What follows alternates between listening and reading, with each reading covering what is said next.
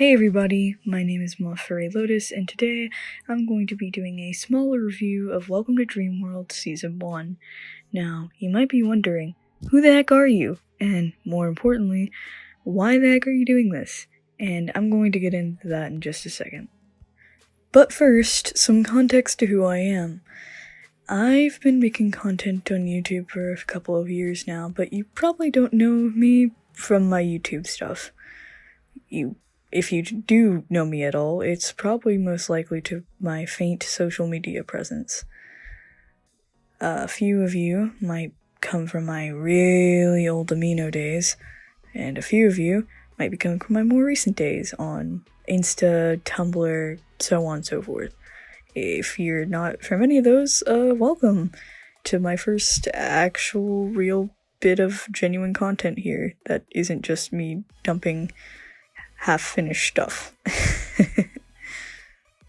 Now, as to why I'm doing this, I've been a giant fan of Dreamworld and generally Rainbott's content for the past few years now. In fact, it's because of me that most of my friend group is into it.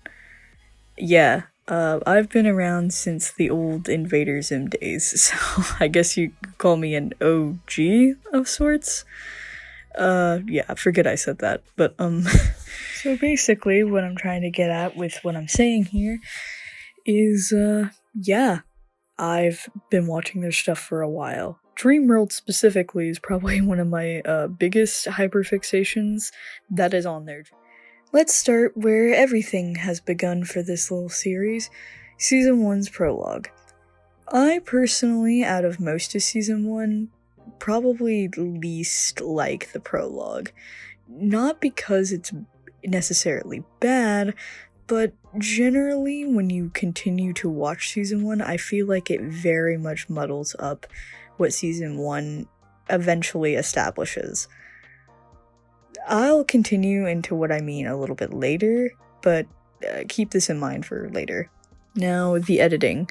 I think in terms of Season 1, the prologue, I generally like its editing. It's not as robust, and it doesn't get as, I guess what you could say, star-studded as it does later on, but that's to be expected. This is when it was just starting out, and it was kind of felt, at least a little bit, like more of a in-between friends thing than it did a full-on project yet.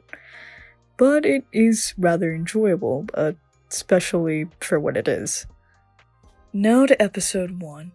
Honestly, I can see why Dreamworld got such a following so quickly. I mean, there's a lot of good stuff to be had here in episode 1. It establishes really good character dynamics, it probably introduces one of my favorite characters, that being Mr. Star himself, but we'll get to him later. Anyways, overall, pretty decent. It's a very good start, and generally gives us a feel for like how this series is gonna go moving forward, at least in terms of character. But yeah, honestly, I don't really have that much of a review for episode 1 outside of that. However, that's probably not as much of the case for episodes moving on. Yeah, we'll get to my tougher critiques here in a second. Now to episode 2. Episode 2, overall, I don't have very many criticisms with. It kinda expands on episode 1, at least for the most part, and generally keeps with the flow of the story. At least the story we had established already, which wasn't much to begin with, but it makes sense. Also, it introduces a very pivotal character in a pretty honestly creative and inventive way. Applauding for Rainbott on that one, because I personally got chills the first time I watched episode 2 and Oliver's segment was on screen. I will get into him later, due warning, there is spoilers.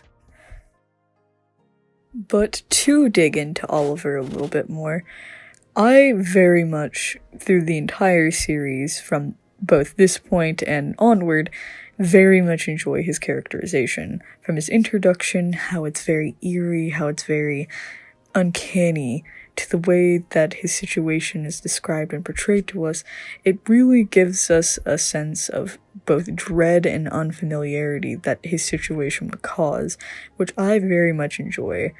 I myself am not a big proprietor of horror, but my favorite type of horror has to be psychological, and I love it when horror, gets into your head like this. It's very entertaining. So, applauding for Rainbott for just the entire character of Oliver Acrimony. He's a great guy. I love him. He's our fucked up little son, guys. Woo. But continuing on with my critique for episode 2 here, I very much have to say that episode 2 very greatly expands on the first. It takes what's previously established, sets it up fully, and gives it a semi-nice payoff that is continuing to build even through the series now. Honestly, I very much have to applaud Rainbott for just how well planned out this series seemed to have been from at least episodes 1 and 2. But that doesn't stop me from criticizing our next episode. Alrighty. I just want to preface this is my personal opinion, but I think out of season 1, episode 3, at least for me, is one of the weakest. And here's why. Episode 3 starts easy enough, and I understand that analog horror isn't supposed to be quote-unquote easy to understand, but my main problem and the main issue I have with episode 3 is the fact that it completely muddles up what kind of context we have for this universe, and it kind of throws a wrench into a lot of timelines, at least from what I've noticed. So, here's the deal, right? Based on the fire we see at the end of episode 3, it would lead us to assume that Eric had died at a previous time. But in future episodes of the series, there's several things that contradict this point. My question then is, what was the order that everyone died? Because we all know Lewis was first. Because he's in Star's the first to talk. So, you'd assume then it would be Eric, who's in Ribbon Dancer. Then you have whoever's in Glory, which I forgot, I'm sorry. And you have whoever's in Rex, which I also forgot, sorry. Then you'd assume that either Pop and Lolly, then it's Sheer, who would be Carly, and then the 3 triplets would be the 3 triplets. But based on context we have, and episode 3's whole deal, that muddles a lot of that. So yeah, I personally have beef with episode 3 because it makes things more confusing than it probably needs to be. Yeah. Sadly, that's about all I have time for today, kiddos. But if you did enjoy this, why not leave a like and subscribe? Maybe if you stick around, I'll make more parts to this series. But if you don't, who knows, you'll never get to hear my wonderful opinions about this silly little web series. And before anyone asks, I purposely did not talk about the shorts because you do not need to watch the shorts in order to understand the full series, at least in season 1. Thank you. But yeah, with all that out of the way, hope you all enjoyed, and I'll see you next time.